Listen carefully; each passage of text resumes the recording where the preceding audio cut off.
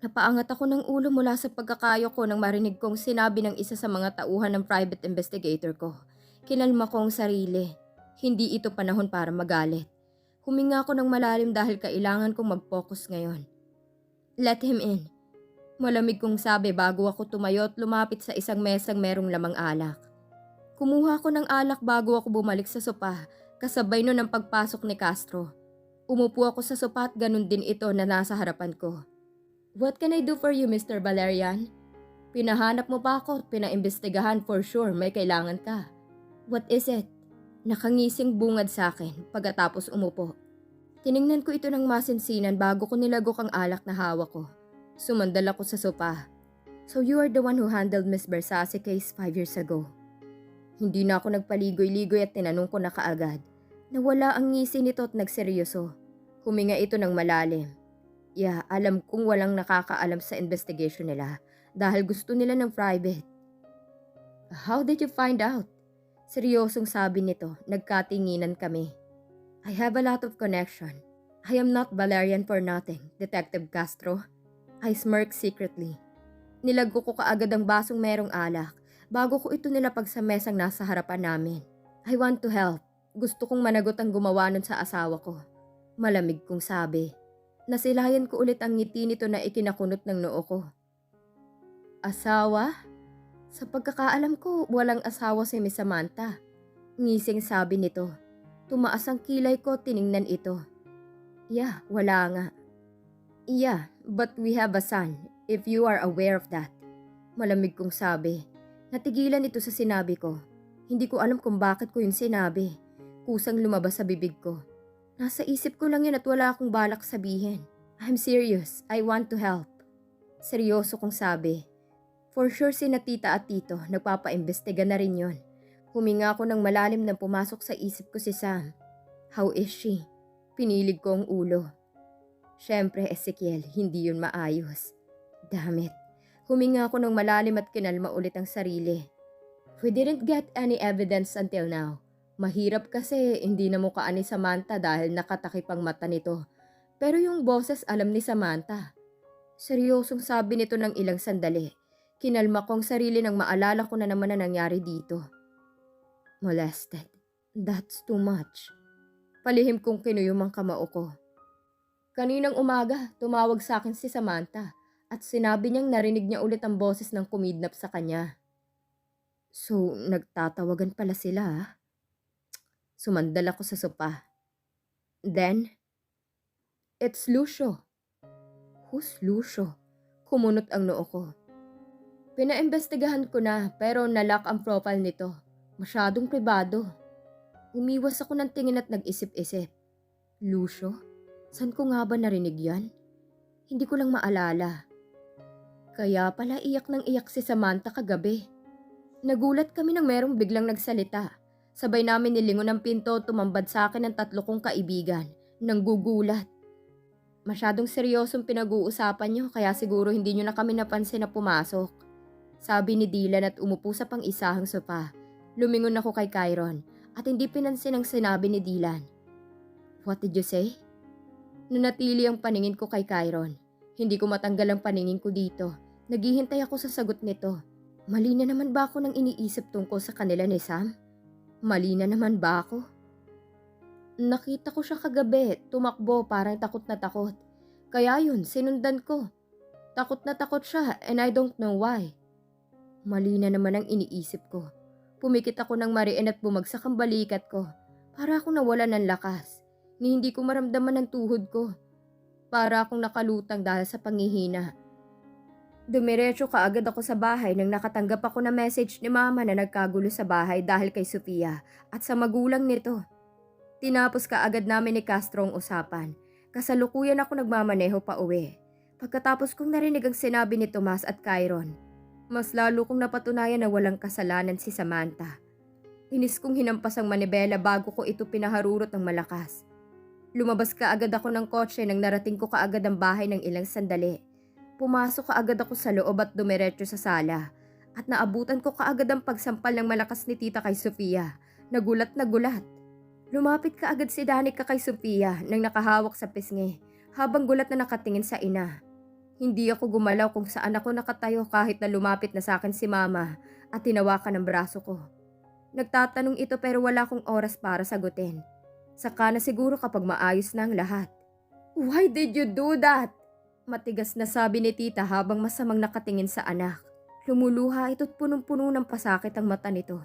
Magulong buhok ni tita at mukhang hindi pa nakabihis pag uwi nito. Lumunok ako dahil alam kong masakit para sa kanila na malaman na namolest siya ang anak nito. What? Naguguluhan na tanong ni Sofia. Yung pag-set up mo sa kapatid mo, dun sa tumas na yon. Why did you do that? Ha? Tell me, Sofia. Why did you do that? Sunod-sunod na umagos ang luha ni tita habang nangihinang nakatingin sa anak. Hinanap ng mga mata ko si tito at natagpuan ito ng mga mata ko na nakaupo sa sopa habang nakayuko. Hindi makasagot si Sofia. I'm sorry. Isang sampal ulit at natanggap nito mula sa ina na nagsalita ng ilang sandali si Sofia. Umiwas ako ng tingin at kinuyom ang kamao.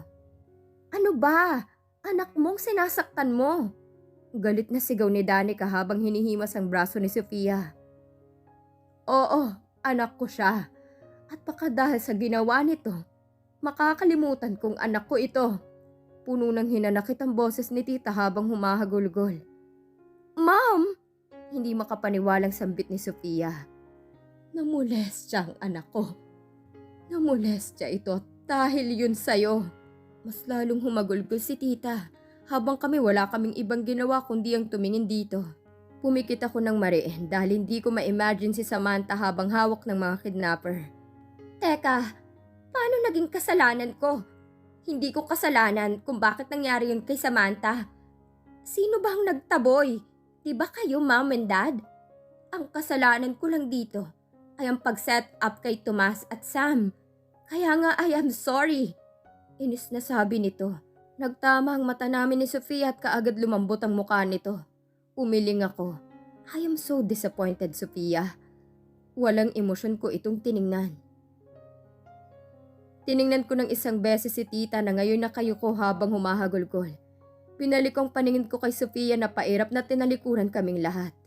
Huminga ako ng malalim. Let me, Danica. Malamig kong awat kay Danica nang sinubukan itong sundan. Mabibigat ang hakbang ko habang sinusundan si Sofia sa pangalawang palapag. Kinalma kong sarili ko bago ako pumasok sa kwarto. Naabutan ko itong padabog na binitawan ng dalambag nito. Where have you been? Malamig kong tanong dito. Humarap sa akin si Sofia na kinakabahan. Nanatiling malamig at walang emosyon ko itong tiningnan. Humakbang ito ng isang beses habang ako naman dahan-dahang nagtatanggal ng relo. Are you mad at me for what I've done? Pag-aalinlangan itong sabi at sinubukang lumapit sa akin. Dumiretso ako sa side cabinet at nilapag doon ang relo bago ko binalik ang paningin kay Sofia. Yes, galit na galit si Sofia. Hindi ko na isinatinig yon at kinalma na lamang ang sarili ko. Kaagad itong lumapit sa akin na nakakunot noong tiningala ako. Why? Bakit ka galit? Hindi ba pwedeng maging masaya ka sa ginawa ko? Dahil napaagang paghihiwalay niyo ni Sam? What? Mabilis pa sa 4:00 ang pagbaling ko dito dahil sa sinabi niya. Anong sinabi niya? Nagpanting ang tenga ko sa sinabi nito. What did you say? And why did you do that to your own sister? Hindi makapaniwalang sabi ko. Hinarap ko na ito at hindi ko mapigilan ang sarili kong hindi ito tingnan ng punong-puno ng inis. Ginawa ko yun dahil sa'yo. Dahil sa atin. Di ba yun naman ang gusto mo? Ang makalaya kay Samantha? Ginawan ko na ng paraan. Seryosong sabi nito. Still you fooled us. Mali ang ginawa mo. Hinayaan mong magulang mong kamuhian nila si Samantha. Hinayaan mo silang itaboy ang kapatid mo. Look what you've done. Binaboy si Samantha. Galit kong sabi. Laglagan pa nga nitong nakatingin sa akin at hindi makapaniwala. Come on, Ezekiel. Hindi ba pwedeng magpasalamat ka na lang sa... Hindi ako kailanman magpapasalamat sa ginawa mo. At hindi ko kailangan ng tulong mo para lang makawala ako sa piling ni Samantha. Magagawa kong makawala kung kailan ko gusto. Hinihingal ako pagkatapos itong sigawan. Hindi ko na napigilan ang sarili ko. Gulat itong napatingin sa akin. This is the first time I yelled at her. Huminga ko ng malalim pero kahit anong kalma ko para sa sarili ko, ay hindi ko magawa lalo na sa mga nalaman ko. What do you mean? Na wala kang balak hiwalayan si Samantha noon? Na wala kang planong makalaya sa kanya noon? Nagdududang boses ni Sofia habang hinahagilap ang mata ko. Hindi ako makasagot at umiwas na lamang ako ng tingin. Ano? Bakit hindi ka makasagot? Kasi totoong sinabi ko? What, Kiel? Pumunta ito sa harapan ko, tinahagilap ang mata kong panay ang iwas sa kanya. Totoo ba? Wala kang plano noon? She asked me again. Tiningnan ko na ito gamit ang mata ko. Yes. Natahimik kami pareho ni Sofia. Isang matagal na katahimikan na namalagi sa aming dalawa. Huminga ako ng malalim at nilagpasan ito. Hinablot niya kaagad ang braso ko dahilan para mapaharap ako dito at tumambad sa akin ang gulat nitong muka. Anong sinabi mo? Nangihina nitong sabi. Kinuha kong braso ko mula sa kanyang hawak. Kinuha kong phone ko at lumakad papunta sa pintuan. Nasagot ko na ang tanong mo. Malamig kong sabi bago ako lumabas sa kwarto. Pumasok kaagad ako sa dating kwarto ni Austin. Pumunta ako sa banyo upang kunin ang toothbrush nito. Bago ako lumabas, dumiretso ako pababa at natagpuan ko pa si Danica. Nakaagad umakyat sa ikalawang palapag. Hindi ko ito pinansin at lumapit sa pintuan upang makalabas. Where are you going? Tanong ng aking ina. Nilingon ko ito at hindi na sumagot. Hindi ko kailanman hiningi ang annulment sa amin ni Sam. Wala sa isip kong mag-annul kami. Wala sa isip kong maghiwalay kami. I maybe hurt her. I maybe made her life miserable. Pero hindi kailanman pumasok sa isip kong annulment paper. Naging miserable rin ang buhay ko kay Sam. Naging miserable din ako nang iniwan ako ni Sofia. Pero ilang araw lang yun. Ilang araw lang akong miserable nung iniwan ako ni Sofia. Sinaktan ko siya, oo. Because I was an asshole and a jerk. Hurt her physically and emotionally. Pero hindi kailanman pumasok sa isip kong hiwalayan si Sam. Kayang-kaya kong hiwalayan si Samantha kung kailan ko gusto. Kahit na magalit si Tita dahil hindi ko ito pinanagutan. Kaya-kaya kong iwan si Samantha kahit na sinasabi niyang meron kaming anak. Kayang-kaya ko pero hindi ko ginawa. Dahil pakiramdam ko pagsisisihan ko kapag ginawa ko. Pumasok ako sa kotse ko at pinaharurot ito. Gusto ko munang magpalamig. Kahit ngayong gabi lang gusto kong magpahinga. Nahampas ko sa inis ang manibela dahil sa nalaman ko. Pumikit ako ng mariin at mas lalong binilisan ang pagmamaneho.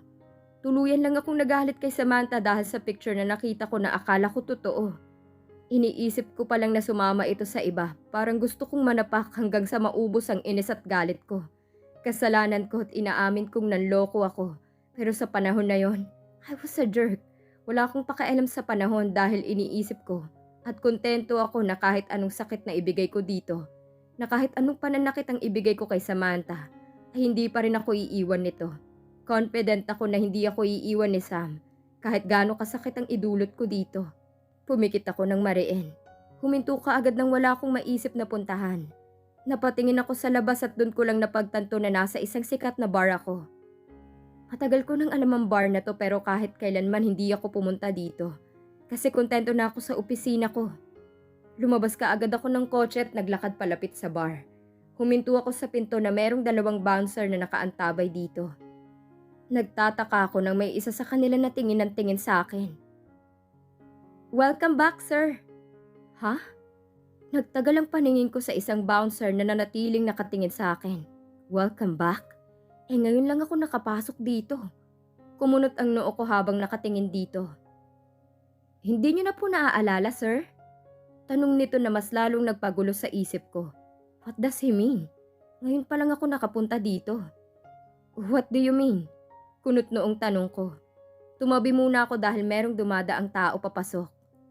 Nanatili ang paningin ko sa bouncer na tumangutango. Hindi niyo po talaga naaalala sa sobrang tagal na sa kakalasingan nyo. Damn it, anong sinasabi ng lalaking to? Nanatili ang kunot ng noo kong nakatingin dito. What is it? Tell me. Malamig kong sabi bago ako pumasok. Hinila ko ang bouncer at hindi naman ito lumabas. Nag-request ka agad ako ng VIP room. Gusto ko lang malaman ang lahat ng sinasabi ng lalaking to. Pumasok ka agad kami sa VIP room. Binitawan ko ang lalaki at hinarap ito. At malamig na tiningnan. Anong sinasabi mo kanina? Kalasingan? What are you talking about? And welcome back? Ngayon pa lang ako nakapunta dito. Sunod-sunod na tanong ko dahil gusto ko talagang malaman kung anong sinasabi ng lalaking to. Ah, yun po ba? Nakapunta na po kayo dito isang beses. Dito po mismo sa VIP room na pinili nyo. Dito po kayo naglasing at uminom ng maraming alak. Nagulat ako sa sinabi nito. Umatras ako ng isang beses at tiningnan ang paligid ng VIP room. Pumikit ako ng mariin na mayroong pumasok sa isip ko pero malabo. Dahil po lasing kayo, hindi nyo po kaya magmaneho. Ihahatid ko po sana kayo kaso ayaw nyo po.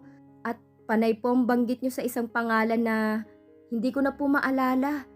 Nanatili ang paningin ko dito na gulat na gulat. Samantha. Mahinang sabi ko at sapat na yon para marinig ng bouncer. Kaagad ng laki ang mata nito at tumangutango. Oo, Samantha nga po. Tinawagan ko po siya para kunin kayo dito. Saka kayo na rin po ang nagturo sa akin kung saan ang numero ng Samantha sa phone mo. Mahabang sabi nito na mas lalong nagpagulo sa isipan ko. Pumikit ako ng mariin at ginulong buhok ko sa sobrang frustrated. Yung Samantha po ang kumuha sa inyo dito. Huling sabi ng bouncer. Yumuko ako at pilit inaalalang nangyari sa gabing yon. Pero malabo ang nakikita ko. Hindi nyo na po maalala sa sobrang kalasingan. Hindi ko pinansin ng bouncer. At hinayaan itong umalis na lang. Kaagad akong sumandal sa sopa at hinilot ang sentido habang hinahabol kong hininga ko. Bahagya akong pinagpawisan. No doubt Austin is my son. Kaagad kong kinuhang phone ko at tinawagan ng isang taong makakatulong sa akin na makumpirma ang lahat. Let's meet each other. Nasa isang bar ako. Bungad ko kaagad dito. Narinig ko kaagad ang malutong nitong mura bago ko binabaan ng telepono.